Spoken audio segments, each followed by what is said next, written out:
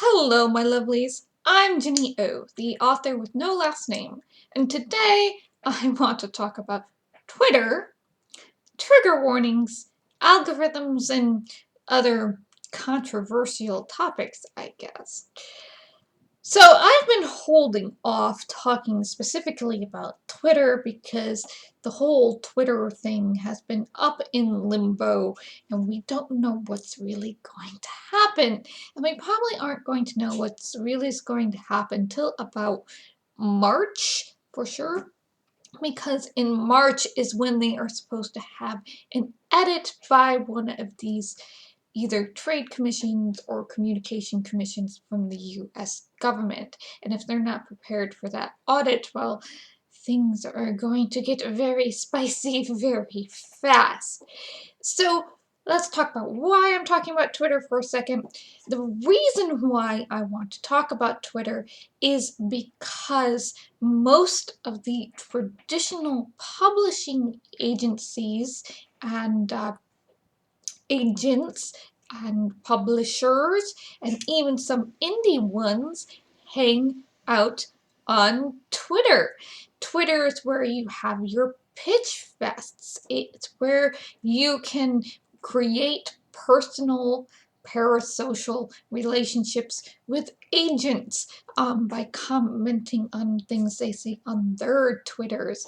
It's where you can take part in pitch wars or at least sign up for it. And there is a lot of general writing advice or guidelines and like a lot of little community things like writing prompts and talk about your work in progress prompt things that float around Twitter. And then you have things like writer lifts and shameless self-promo Saturdays and stuff for indie authors to try to promote themselves in their books, etc. on those hashtags. So a lot of drama goes down on Twitter. And if it's not going down on Twitter, it's going down on Facebook. If it's not going down on Facebook, it's going down on TikTok. And if it's not going down on TikTok, it's going down on Instagram. And then at the very bottom is YouTube and Tumblr. I don't see a lot of writing drama on Tumblr, but that might just be because I've curated myself pretty well. So here is the thing with Twitter. Twitter has been bought out by Elon Musk, and he ended up firing, I think, upwards of 75% of the company, which may or may not have been legal depending on where the employees were. And he has been running these polls, informal polls about whether or not he should reinstate people and should he remain the CEO of Twitter, etc. So there has been a lot of kind of vague uneasiness on what's going to happen, especially in the book community and the writing community on Twitter when this invariably, whatever happens, happens. Like, is the traditional publishing going to be able to say on Twitter, or are they going to have to find another social media platform? Now, before we get our panties in a twist, as artists and writers and everything, Twitter most likely isn't going to die. Facebook isn't dead. I don't even think MySpace is technically dead. LiveJournal isn't dead. The social media spaces that have fallen out of favor, they don't just keel over and die. They just kind of linger on, zombie-like, as long as they're making some type of profit from advertisers and from their stock shares. They will continue to cling to life for as long as possible. And Twitter, being very, very popular and having a lot of users all over the world, will most likely cling to life for a very long time before it goes dark. So I wouldn't worry about it, the lights being shut off, come March. Maybe he'll be able to pull something out of his buttocks by that time. I don't know. But don't be too afraid of Twitter dying.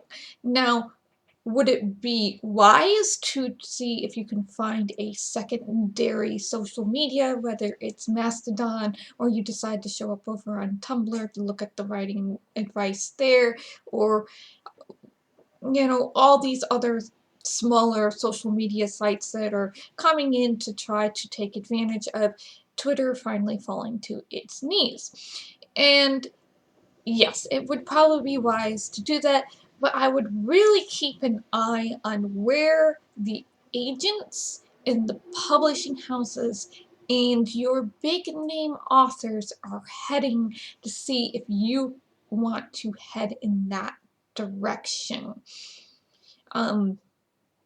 Because, like I said, Twitter has been this traditional writing space for so long that that's where a lot of the professional work and a lot of the drama from the different people ends up happening. So if you want to continue to take part in these type of pitch festivals that go on Twitter to try to get your work in front of an agent, at different times of the year, or if you want to, be keeping track of the manuscript wish list, or you want to keep track of what's going on at the trademark office, the United States Trademark Office, you need to see where those people are going to be moving before you decide to move. Currently, I'm sticking with Tumblr. If things start going really south on Twitter, I'll probably start doing more personal posts on Tumblr. Um, it's not, Tumblr does not have a algorithm. So what's got to happen is, if you want to be popular on Tumblr, you have to have people reblog your stuff, and that's not as easy as it sounds. So you never know what's going to become really, really popular and end up on, people's recommended lists as what's going, popular on Tumblr. So it's really, really funny to see how people are going to react to a non-algorithm curated space if they move to Tumblr. And that kind of brings us to my second topic, controversial topic, which is algorithms. We've been talking kind of a lot about algorithms lately, and with Twitter and with TikTok and with places like Instagram, these social media sites are run on computer programmed artificial intelligence algorithms. So they try to determine, based on the things you view and the things you like and you dislike, give you your search engine terms, thanks a lot Google, what you want to see, and they will push these into your quote-unquote recommendeds and into your view to try to get you to watch certain things. And if things are really bad on the algorithm things, you'll see things that you don't want to see, that don't align with your views, and that you really wish, weren't. Well, they probably are against the TOS, but nobody has reported them against the TOS or something like that. Anti-Semitism, bigotry, hate speech, that type of thing. And so if the algorithms get skewed in that direction, like what's going on over at Twitter, that's been fun, or things that have happened on YouTube in the past, you'll start seeing stuff that is just not aligned with what you want. I mean, I thought it was really funny, like the other day, I posted my video about, write the best book you can, and then in my recommendeds it came up, here are the worst book openings. I'm going, what? Don't start your book with these first chapters. Okay, that's the antithesis of the type of thing I want to see in my recommendeds. I don't even want to click on that in a private window, okay? So, that was very, very clickbaity and absolutely, I just there didn't seem to be in why or how to fix it attached to it. It was just very, very weird. So algorithms are designed to try to keep you on a site longer, versus archives are designed to let you find things. Wikipedia is an archive. AO3, the archive of our own, is an archive. Fanfiction.net is an archive. So we have people coming from TikTok and from Twitter, and they're coming to archives, user-generated archives. Usually, Wattpad is not an archive. Wattpad is run on an algorithm like Amazon is run on an algorithm, even though it purports itself to be an archive. So you'll be able to start seeing the difference pretty fast. Let me explain. So people will come to an archive and they think that instead of them having to curate their own experience, that the archive will have the algorithm and will curate the experience for them. That's not how it works, folks.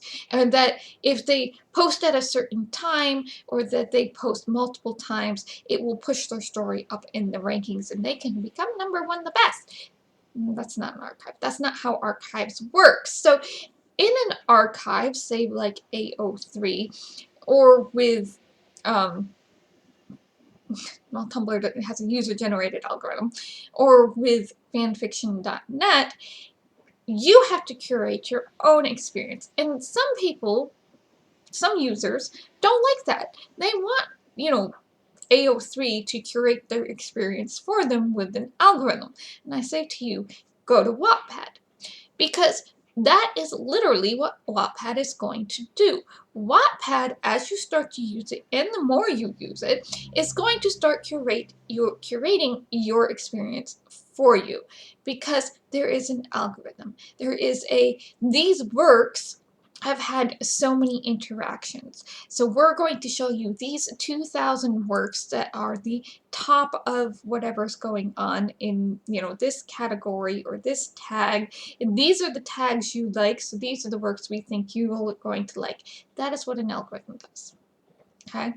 So when people are talking about, say, books or libraries or fanfiction.net or AO3, and they're talking about how they want their experience to be created for them, they're talking about the antithesis of what an archive is and what an archive does and what an archive is supposed to be. I don't want algorithms on AO3. I will curate my own experience. I want to be able to go to AO3. Like, I want to be able to go to Wattpad, and I want to be able to find every single thing on that website without, massive extensive searching.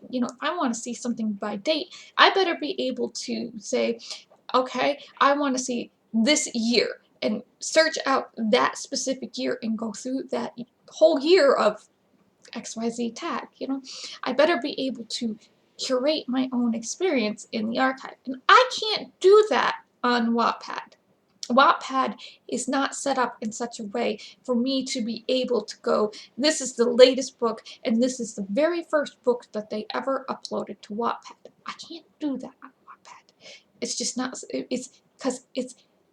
because instead of creating an archive now, they're trying to sell you things. So they want you to look at the top 2,000, and a lot of those are going to be the books that, authors have put up there that they want you to pay for. So they want to make money off of the user base from ads and from the user-created content that they are selling. Whereas an archive like Wikipedia and like AO3 usually are nonprofits. So I go to AO3 and I don't have to deal with any ads, unlike on fanfiction.net. So when you are on a site that is run by an algorithm, you are a product. They want to know your likes and dislikes to keep you on the site longer to sell you ads. And we don't want that on archives. That's why I want a book list that is an archive, not like Goodreads. No, Goodreads serves a purpose, I guess. But a book list that is an archive that I can go through and find books by genre, sorted by year, with tags and tropes and ratings and trigger warnings, which happens to be our last controversial topic. So, so let's talk about that. Like, ratings and trigger warnings and putting things together by genre type of thing that comes along when you're making an archive, because you want people to be able to find things. So when you're on a site that's sorted by algorithms, the algorithm is trying to decide what you like and what you want to see. Whereas if I'm on a site like AO3, I am relying on the users to tag their stuff appropriately, but I can just start browsing, and it doesn't matter, if I know what I'm looking for. Say I want to look for something in a particular shipping, character relationship, or some sort of a specific trope that I wanted to see. I could just look at those from the beginning of the archive to the end of the archive to find what I want to find. Oh my god, all the things! Look at my TBR! Whereas if I go to Amazon and I type in, something that's actually quite specific, take mermaids. I want to read books about mermaids. I'm not going to get all the books on fictional fantasy books, science fiction books on mermaids from the beginning of time to the end, from the first mermaid book posted to Kindle Direct Publishing. No, I'm not even going to specifically get mermaids. I'm going to get selkies, and sometimes I'll get sirens, which is not technically the same thing as mermaids. Harpies. I'll get a lot of generic urban fantasy for some reason, because on Amazon, the books are not the point. The books, it's not an archive of books. The product is selling ads to authors.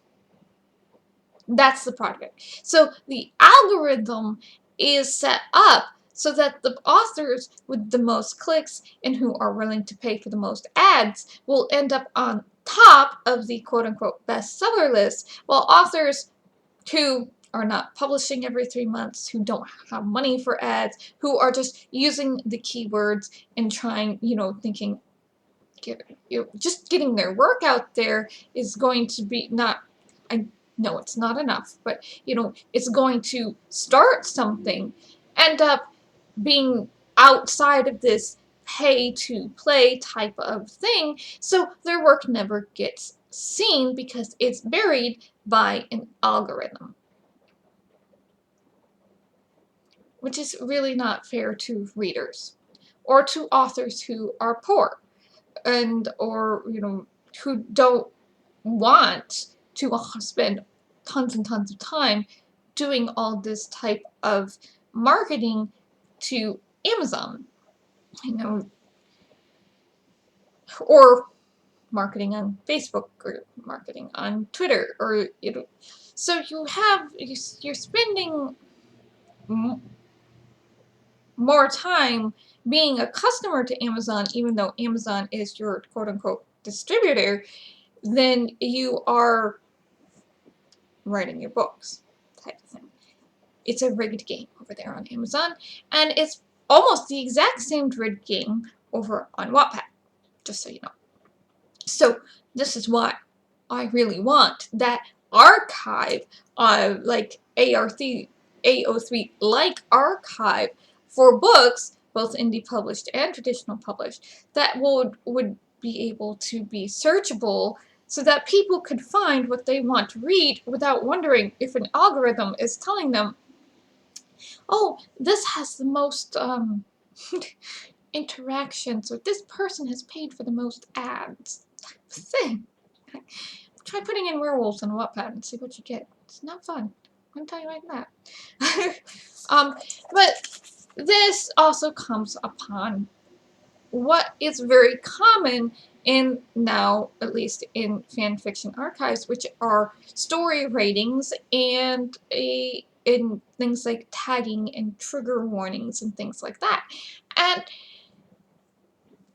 there are a lot of people who don't like these things because, they don't want to know the content of their book beforehand. I don't know. On archives, ratings are basically there to tell you if this is appropriate for children, like a G, middle grade children. Is this young adult, T, older young adult into new adult, mature, or is this very, very explicitly adult, E? That's AO3's ratings. FFNet's ratings are similar. So, and then they will put in tags to tell you what tropes are in the story, what characters are in the story, whether or not the story has been beta, we die like men, um, does this specific thing, since it's a fan fiction archive, does this specific thing from canon happen or not, those type of things. So there will be trigger warnings for things like sexual assault, non-consensual, dubcon, major character deaths, and there are people who have reactions to certain types of things like abuse. So fan fiction writers have figured out, unlike publishers, I guess, that there just sometimes people do not want to be surprised with anal sex. Okay? So they don't want or mpreg or a character death or massive amounts of angst. Okay? There are things that readers are just not in the mood for at that time. So they allow tagging in ratings and warnings so that readers can curate their own experience and choose what they're willing to see at that time. And for some odd reason, this seems controversial. I don't know why it is controversial. I just think that, if I don't want to read a threesome or have a major character death or an unhappy ending, I should be able to go into the tags and exclude those and be like, here we go. We're looking for happy endings. We want everybody to live, that type of thing. And I have my main pairing. I don't want any, a third partner to that pairing. I want this OTP true. You think, one true pairing would already mean true, but you have to do your relationship tag and then add a little colon, or I think, and then say true, so no threesome tags pop up or something like that. But so this allows readers to choose through their own free will what they do and don't want to see at that time, and I really like that. And I don't know why it's controversial. Some people find it, and a lot of the times when all I hear about it when it is controversial is, I don't want to be spoiled. Okay, well then choose something that's, author chooses not to use warnings, or they chose not to rate their story, so that there are that option available on AO3. Whereas, you're headed into Amazon or Wattpad, Wattpad does have a terms of service. That's actually very similar to Amazon's. There are things you're not supposed to be posting there on Wattpad or on Amazon, but they're still getting through because there's no type of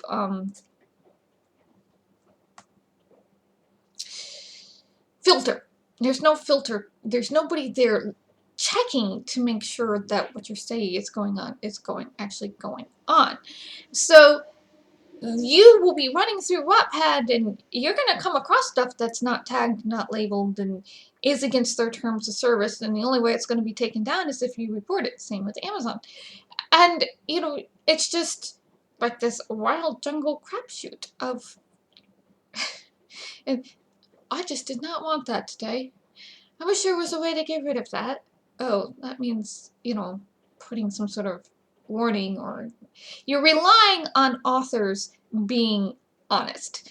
And not trying to get around a system in Amazon or Wattpad. Whereas on AO3, authors can, be honest and put in tags or choose or put out there, I am choosing not to do this. So if you do read this, it's at your own risk. Now, I have seen indie authors on Amazon putting in the bottom of their blurbs, things that the book contains, and if you're not, if you don't want to read that, please don't read this book. This book is not for you. And I applaud that. And I still wish there were better ways on Amazon and Wattpad to be able to put these things in so we could include or exclude them from search results. But there are authors out there who are willing to do this. There is a shift, I think, because AO3 in fanfiction has become more normalized, especially in younger generations. We talk about it more. We're willing to exist more. It's not like back in the late 90s or even in the 60s where we didn't talk about this. I wasn't alive during the 60s, so that wasn't, in the 60s it was regulated to zines, but in the late 90s we started creating these archives online, and it was very like, shh, don't tell anybody. Go here, write it down on a piece of paper. Eat this when you're done. Burn it. Flush it down the toilet. Don't let the people in charge know we're doing this. It was a secret. So, but I'm happy to see that we're more willing to have these conversations about what is and isn't appropriate for type of trigger warnings and things like that. And that while it still is controversial, it is becoming less controversial. So, alright, so let's sum up here. Twitter. It's not going to die right away. It's probably going to cling to life for a very long time. Just keep an eye out on wherever professional circle that you are part of, where they're going, and join there. You might end up at 2 or 3 different new places if they decide to leave en masse. We'll know more in March when this audit for the USA stuff comes up, because Elon seems to think USA is the only part of Twitter that matters, even though there's big parts of Twitter in Europe and Australia, which is under different rules. Isn't that fun? So we'll know first quarter of the year what's going on. Just keep an eye on your professional spaces to see where you need to go. Number 2, algorithms. Remember, with an algorithm, you are the product. They're trying to sell ads and keep you on sites longer. You even if it's a user-generated content stuff, you are the product. So algorithms aren't there to, help you curate your experience. They're there to curate an experience for you based upon your searches and what you're already watching. They're insidious. That's why I don't want them. That's why I don't want them on my archives, and why I feel that we need more archives, less algorithm, so people can learn to curate the experience they want instead of having algorithms and artificial intelligence curate the experience for them. And we could talk a lot about artificial intelligence, art, and writing bots too, and we're out of time. I might have to do another video on that. So anyway, thank you for listening. Try to stay calm about all this out there. I said, I don't know why some of this stuff is controversial, but it is. Take care of yourselves. Blessed. Stay safe. And I'll see you in the next video.